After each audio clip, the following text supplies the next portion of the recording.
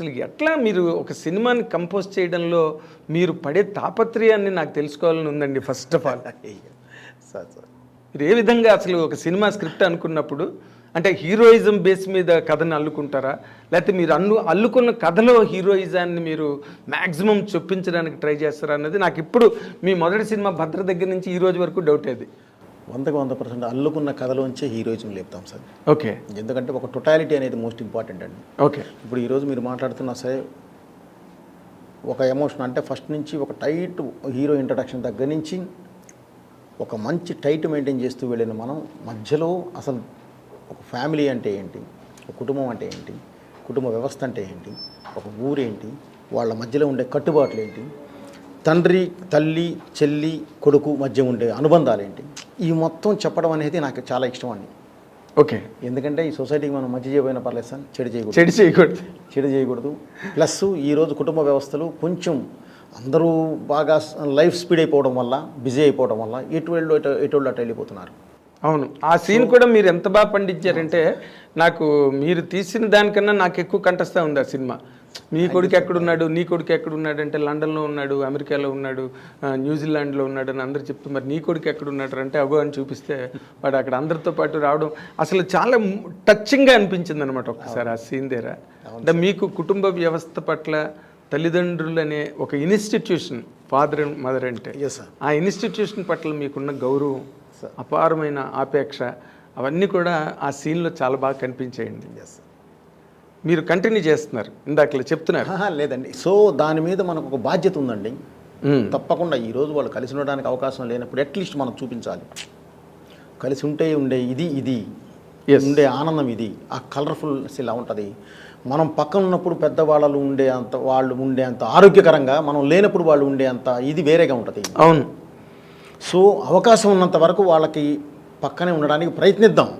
అందరికీ కుదరాలని లేదండి. ఆ డైలాగ్ కూడా చెప్పించారు, చెప్పించారు. అది అందరికీ కుదిరే పని కాదు, అది నాకు కుదిరింది, నా అదృష్టం అని చెప్పి చెప్పించామండి. ఎందుకంటే నా తల్లిదండ్రులు అంటే నా ఆత్మ, వాళ్ళు వేరే కాదు అని చెప్పాం సార్. ఎందుకంటే నాకు ఆ అవకాశం దొరికింది సార్, అక్కడ ఆ అవకాశం దక్కింది. సో తప్పకుండా ఒక మంచి చెప్పాలి అనుకున్నాను సార్, చెప్పాను సార్. ఇదేనే కాదు సార్, నా అంటే నేను చేసిన సినిమాలు భద్రా దగ్గర నుంచి మీరు ఇక్కడ వరకు ఏది తీసుకున్నా, లాస్ట్ అఖండ వరకు ఎందులో ఏది తీసుకున్నా సరే సార్ ఒక సోషల్ ఎలిమెంట్ ఉంటుంది. అవును, 100% జనంలోకి వెళ్ళేలా ఉంటుంది. 2 ఒక అద్భుతమైన ఫ్యామిలీ ఎమోషన్ ఉంటుంది. అది కంపల్సరీ జనంలోకి చూసుకుపోయేలా ఉంటుంది. నాకు అంటే ఈరోజు నేను డైరెక్టర్ అయ్యాను సార్. భగవంతుడు ఏదో నాకు రాశాడు, ఒక మంచి యోగం ఉంది. నా తల్లిదండ్రులు ఇచ్చిన 250 గ్రాముల గుజ్జు, 250 గ్రాములు ఏమండి, లేదు తక్కువ, మీరు తప్పు కొలుచుకున్నారేమో అనుకున్నా. ఒక 500 గ్రాములు చాలండి ఇచ్చారు. ఈరోజు అవకాశం ఇచ్చారు, అవకాశం ఉన్నంత వరకు మంచి చెప్దామండి. అందుకని ఒక బూత్ వాడను సార్, రాంగ్ వేస్ వాడను సార్, అసలు డబుల్ మీనింగ్ మాట కానీ ఒక అపశబ్దం అంటారే మామూలుగా విలేజ్లో మాట్లాడుకునే మాటల్లో కూడా మీరు ఎక్కడ కూడా ఆ కైండ్ ఆఫ్ అబ్సీనిటీ అన్నదాన్ని అలౌ చేయరండి. అది ఇవ్వను సార్. మీరు చాలా ఎమోషనల్గా ఉంటాయి మీ డైలాగులు, మీ సీన్స్లో. అదే అంటే మీరు, నాకు ఇంకో డౌట్ కూడా ఉంది, అంటే మీరు కీ డైలాగ్ రాస్తారా ముందు, లేకపోతే రత్నం గారే మొత్తం రాసాడా? లేదండి, కీ డైలాగ్స్ ఉంటాయండి. కీ డైలాగ్స్ అది సపరేట్ అండి. సినిమా అనుకున్నప్పుడే నేను కొన్ని చేసి పెట్టుకుంటామండి. ఓకే, తర్వాత రత్నం గారు మామూలుగా ఒక వెర్షన్ రాస్తారండి. ఆయన వెర్షన్ రాసుకుంటూ వెళ్ళిపోతారండి. 5 ఉంటుంది. కొన్ని కీ డైలాగ్స్ ముందు నుంచే ఇది చేసి పెట్టుకుంటాను సార్ నేను. ఓకే, పెట్టుకుని వెళ్తాను సార్. అంటే మీరు నార్మల్గా ఇన్ జనరల్గా మీరు ఎక్కడ ఇంటర్వ్యూస్లో చాలా గొప్ప ఎలాబొరేట్గా మాట్లాడిన సందర్భాలు అయితే నేను చూడలే. ఏది మన ఛానల్ ఇంటర్వ్యూస్లో కానీ, సోషల్ మీడియా ఇంటర్వ్యూస్లో కానీ. నాకు ఇంకొక విషయం మీ దగ్గర తెలుసుకోవాలని అనిపించింది ఏంటంటే, ఫ్యామిలీ సిస్టమ్ని ఇంత గౌరవిస్తారు కదా, అసలు మీ ఫ్యామిలీ ఏంటి అన్నది తెలుసుకోవాలని నా కోరిక సార్. ఫాదర్ మదర్ ఎక్కడ ఉంటారు? లేదండి, అంటే నాన్నగారు అమ్మగారు నేను ఇండస్ట్రీకి వచ్చిన తర్వాతే వారు లేరండి.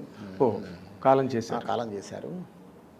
నాది యాక్చువల్లీ జాయింట్ ఫ్యామిలీలానే ఉంటుందండి. మొత్తం అంతా నా దగ్గరే ఉంటారు, అంతా మెజారిటీ. ఓకే, మెజారిటీ హైదరాబాద్లో కూడా నా ఇంట్లో కూడా ఇప్పుడు 15 మంది ఉంటారండి. అబ్బా, సో అందుకే మీ సినిమాల్లో అందరూ ఏ ఇంట్లోనే 10 మందికి తక్కువ ఉండరు. లేదండి, అదే ఇది ఉంటుందండి. సో ఇక దాన్ని ఇది అని కాదు సార్, కన్ఫామ్ నాకు ఒక అవకాశం ఉంది, ఆ అవకాశాన్ని మంచి ప్లాట్ఫామ్ మీద ప్రజెంట్ చేయాలి అనేది ఉద్దేశం సార్. సో అందుకని ఇదంతా చూపించడం చెప్పడం జరుగుతుంది. ఇప్పుడు ఒక రకంగా చెప్పాలంటే ఆ రకమైన సెటప్ని రాయడం అన్నా దానిలోంచి మళ్ళీ హీరోయిజాన్ని బయటికి తీసుకురావాలి, మళ్ళీ హీరోని సెపరేట్గా చూపించాలి అంటే అది చాలా కష్టసాధ్యమైన ప్రక్రియ అండి. అవునండి, అవునండి.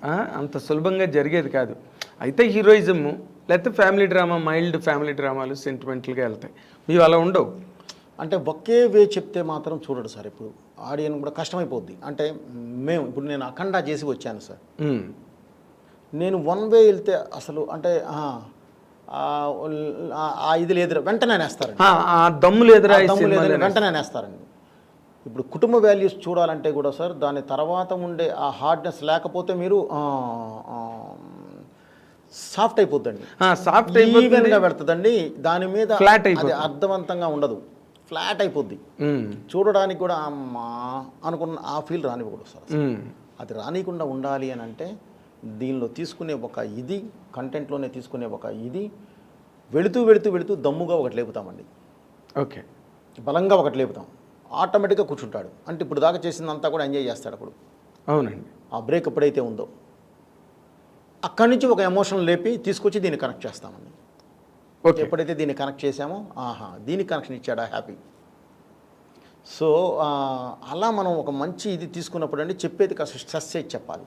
ఆ స్ట్రెస్సే ఎమోషనల్ యాక్షన్, ఈ ఎమోషనల్ యాక్షన్ అనేది ఆ స్ట్రెస్సేనండి.